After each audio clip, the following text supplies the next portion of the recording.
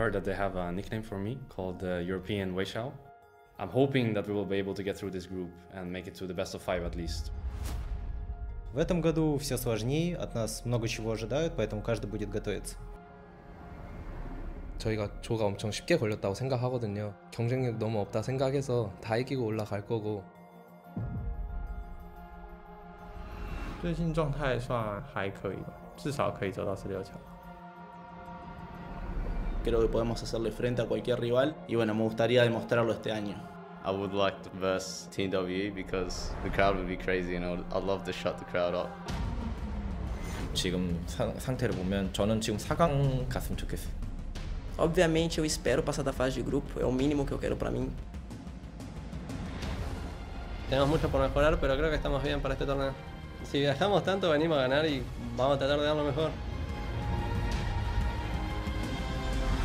僕たちがどのぐらい強いか、それを見せるためになんか上のグループステージまで頑張ります。Riêng bản thân em á, thì em rất háo hức khi mong ngày đến ngày thi đấu. 我觉得只要打好队伍的特点，完全可以赢下任何一支队伍。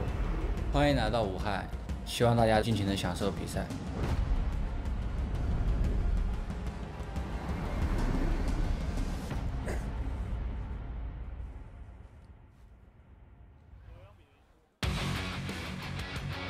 好的，现场所有英雄联盟的召唤师们，让我感受一下你们的热情，好吗？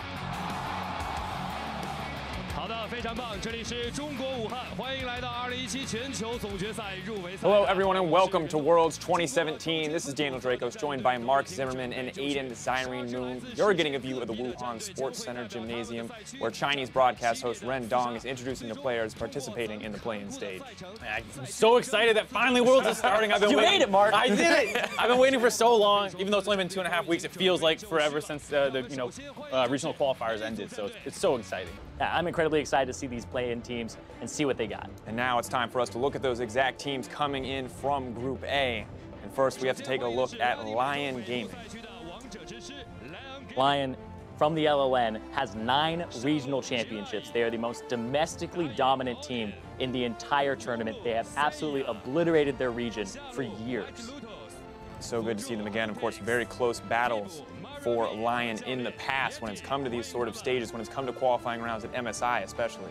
Yeah, I mean, this is a team that had such a close match against Gigabyte Marines. Didn't quite get out, but there was one match separating the two.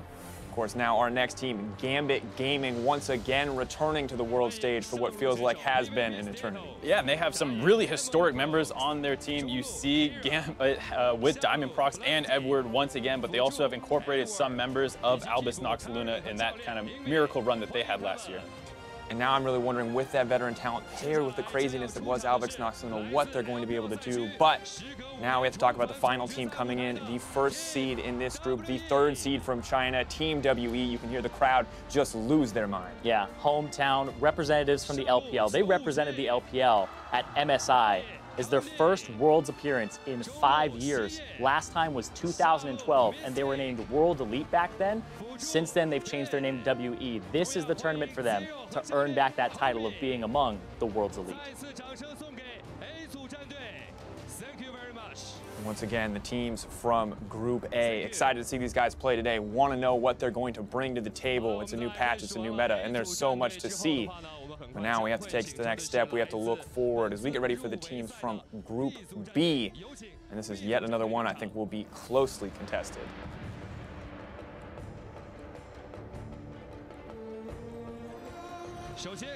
First up is, of course, the Direwolves coming in from Oceania, the OPL, and these guys, I think, a surprise appearance once again on the international stage. Yeah, I mean, they're a very old org in the Oceanic region, but they retooled really heavily in 2016, rebuilt their roster, and now for 2 splits in a row, they have won their region, and they represent them at MSI, and once again, here at the World Championship.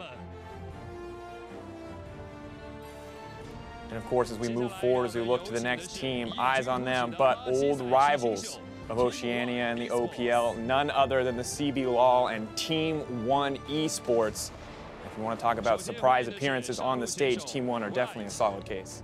Absolutely incredible that they've made it here. A big surprise for Brazilian fans. They joined the league in summer. This is their first split as a team, and after that one split, they were able to take down Brazil's MSI representatives of the Red Canids and the infamous Pain Gaming to get here. Very surprising, I think, very impressive that they have made it this far. But of course, the final team to round out this group, I think a stranger to none for any of the English-speaking viewers, Cloud9, coming in as the first seed in this group, the third seed from NA. Yeah, since Cloud9's inception, they have never missed a Worlds appearance. This is their 5th consecutive Worlds. And the only consistent member among all 5 of those appearances is Sneaky. It's really great to see this guy on the World stage once again. Had a little bit of a rough slip, but he bounced back right at the very end. And once again, the teams of Group B. One last wave to the fans before they take their steps off. They will be playing today alongside the teams of Group A. Really wonder what they're going to show us as well. See what we have in store here at the play-in stage. Move on, of course, excited as ever as we turn our attention now to Group C.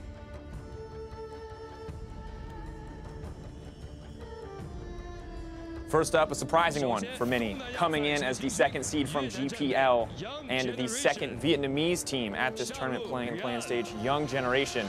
Such an amazing story for this region. Yeah, I mean, this is the first ever 2nd representative from an emerging region, and that's all off the back of the work that the Gigabyte Marines had done at the Mid-Season Invitational.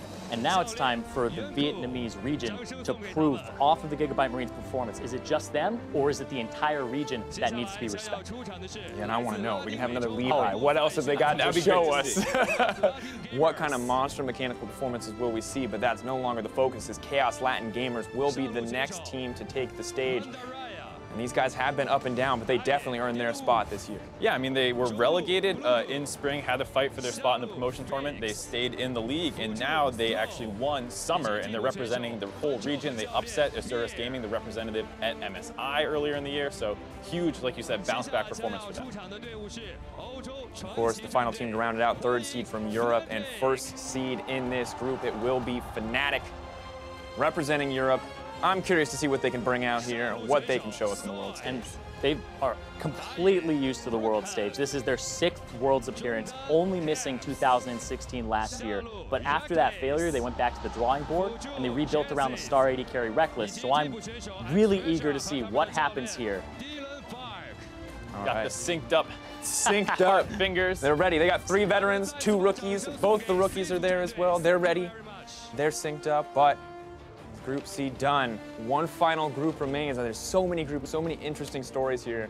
But the final one I think I'm especially excited for, it is going to be Group D coming up.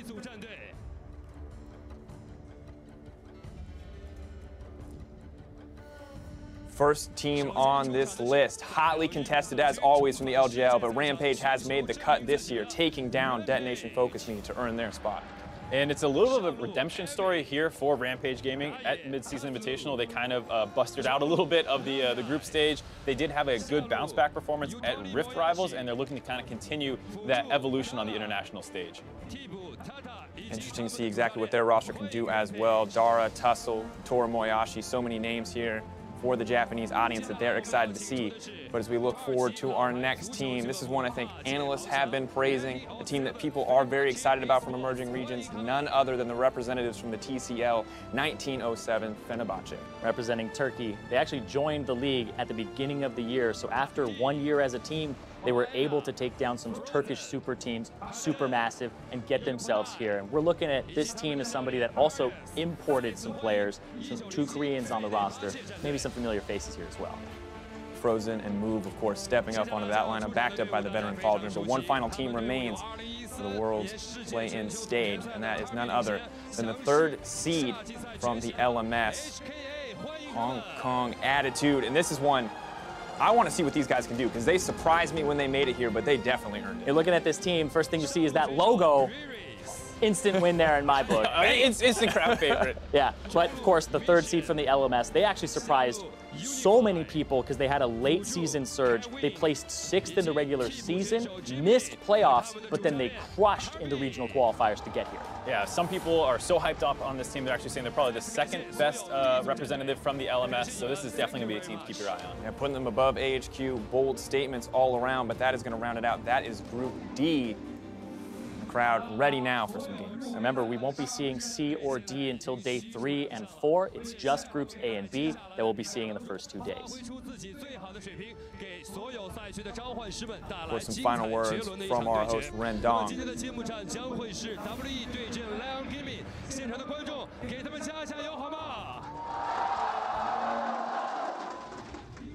Hello once again.